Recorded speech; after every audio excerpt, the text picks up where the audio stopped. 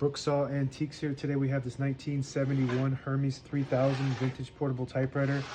The best of the best. I'm going to show you how to use the functions and make sure they all work. This model is considered the square top model, which has a plastic shell and a metal top and a metal bottom, metal carriage frame, and plastic side panels on the carriage. Versus the other version that has a rounder top and it's all metal and it has the green keys and the green knobs. Basically the same functioning machine, but just kind of a different body style. Up top is the adjustable paper guide. This helps you guide the page in straight. I'm going to line that up with the edge of the platen, which is the main roller that feeds the paper. This is the paper support arm that flips up from the back. And this is the paper bell that sits on top and holds it down. It's got two adjustable rollers and a scale. And the margins are located on the sides here. They're basically like a magic margin if you're used to using that. So say you wanted the margin somewhere closer to the middle than where it is now. You put it where you want it, and then you hit this side, the silver side lever, and it'll send the margin to that spot that you're at. If you want it closer to the edge, you hold that margin lever and the carriage release at the same time, and it'll allow you to push it all the way to the end. We're gonna set it somewhere a little bit off the edge, so I have a little bit of room. And the same concept with the right margin. And you can see where the margin is on this paper bale scale here. Where the red is where your margin is.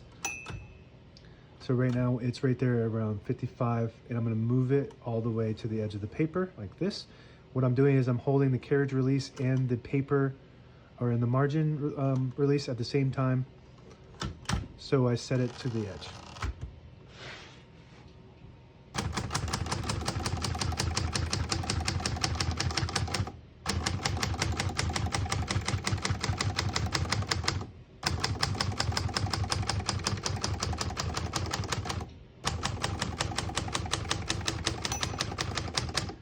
Once you hear the bell, you're at the end of the margin. You hit this line space, gets it back to the beginning, and skips 1, 1.5, or 2 spaces. Right now we have it on single, but if you want 1.5, you just flip this switch down.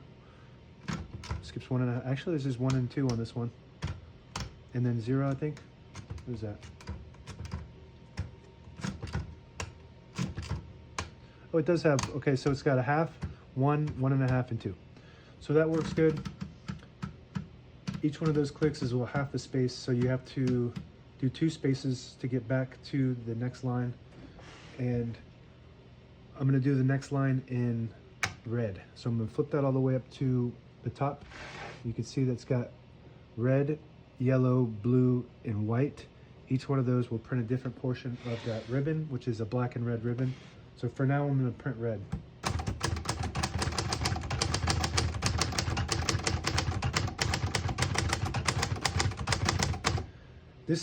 There's nothing else that compares to this. This is the best of the best. There's nothing better than this.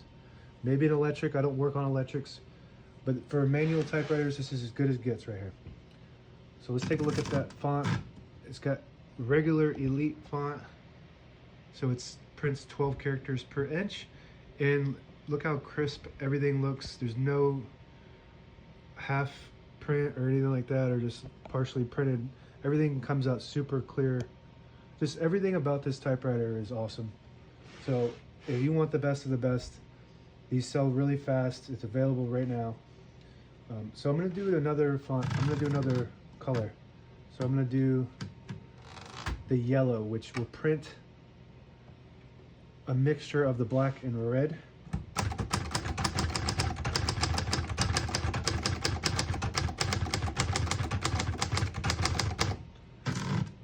It mostly looks red, but it's just an extra function. This thing has just so many cool functions. And if you go down to the blue, it prints the top portion. If you go all the way down to the white, it doesn't print any ink at all. It just leaves a stencil for copying purposes. So we're just going to leave that on the blue, which prints the black ink. On the left side here is the touch control. The farther down you go, the less tension there is when you hit the keys, so you don't have to hit them as hard. The farther up you go, the more tension there is when you hit the keys. They do respond faster, but you got to hit them harder for them to print. I'm going to put that all the way down for now. Backspace is right below that. Looks good. So I'm going to go ahead and pull the page out by flipping the switch on the right side here at the top forward, and it unlocks the rollers underneath the platen, allowing you to pull the page out easy or load thicker paper like carbon copy or cardstock, make sure you flip that back before you load the next page or else it won't load correctly. I'm gonna go ahead and flip this down too now. Shift on each side and a shift lock on the left. To clear that, just hit that shift button again. Tab is on the top side. Very easy to use tab function on this model. So we're gonna set one right there by hitting tab set, just like that. And now we're gonna hit the tab button all the way to the right, and it stops at that spot. It's got a really nice drag, so it doesn't go slamming all the way to the end, causing wear and tear on your typewriter. Could be a little bit less drag, but I like a lot of drag because I hate when it slams all the way to the end like most typewriters do. So I'm just gonna leave the drag the way it is. If you buy this and you wanna increase the speed on the tab, just put a little bit of oil on the drag and it'll go a lot faster. So we're gonna go ahead and clear that tab by going to it and then hitting tab clear, which is the next one over. And now we don't have any tabs. We'll go all the way to the end. That drag is really draggy. I might put a little bit of oil on that. So we're gonna set another tab in the middle and we're going to test that. And there's another button for all clear. So we're gonna all clear that. So that will clear all the tabs. So that went a lot faster because I didn't hit the tab down as hard. The farther you press down on the tab, the more drag there is. The less, so if you don't hit it as hard, it won't drag as hard. So that'll fix that issue. If you have a problem with the drag, just don't press that tab button as hard. I just learned that as we're speaking right now. Okay, next is the margin release. Does this have a margin release? Right here up front, right next to the tabs, you get to the end of the margin and it will block you from typing. It won't print unless you hit that margin release. It'll allow you to go all the way to the end. Very nice. On this side, this is your carriage release. So it's this white button here. Very smooth. This is as smooth as it gets with typewriters. It feels like butter. The whole typewriter feels like butter.